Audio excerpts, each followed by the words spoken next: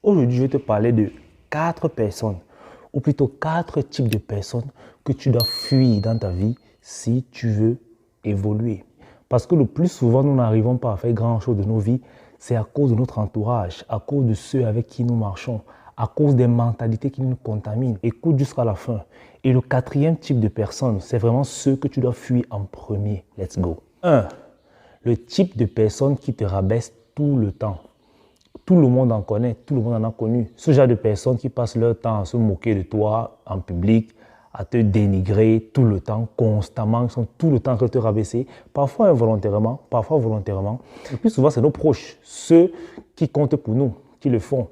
Écoute frérot, si tu as quelqu'un dans ton entourage qui est tout le temps en train de te rabaisser, en train de te montrer que tu es comme ça, en train de te minimiser, en train de te sous-évaluer, il est temps pour toi de quitter cette personne-là.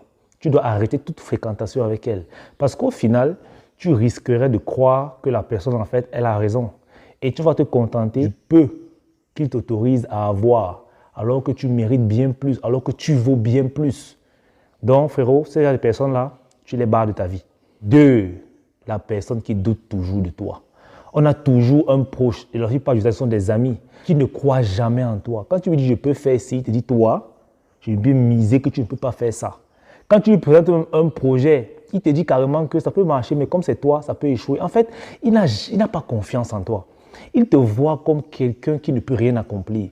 Du coup, tu risquerais de croire. Parce que si cette personne-là compte pour toi, et que par exemple, tu veux lui proposer un de tes projets que tu veux lancer et tout, tu veux avoir son avis, cette personne-là te dit, gars, tel que je te nomme là, tu ne peux pas faire ça. Mieux tu laisses. Tu vas croire et tu vas laisser.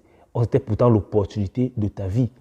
Okay? Donc, quand une personne ne croit pas en toi, quand une personne doute de toi, ça peut être tes parents, ça peut être tes frères, ça peut être tes soeurs, tu les écartes.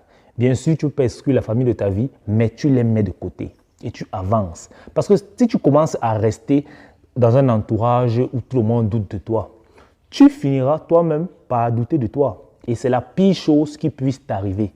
3. Ces gens-là qui ont toujours besoin de toi, ou plutôt de tes services. Mais quand toi, tu as besoin d'eux, ils ne sont jamais disponibles. On en connaît tous. Ces gens d'amis qui t'exploitent, qui t'appellent uniquement, qui ont besoin de tes services. Cette copine-là qui t'appelle bien, qui te cajole, qui te flatte seulement quand elle veut que tu lui rendes un service. Mais le jour où toi, tu es coincé et que tu demandes leur aide, frère, ils ne sont jamais disponibles.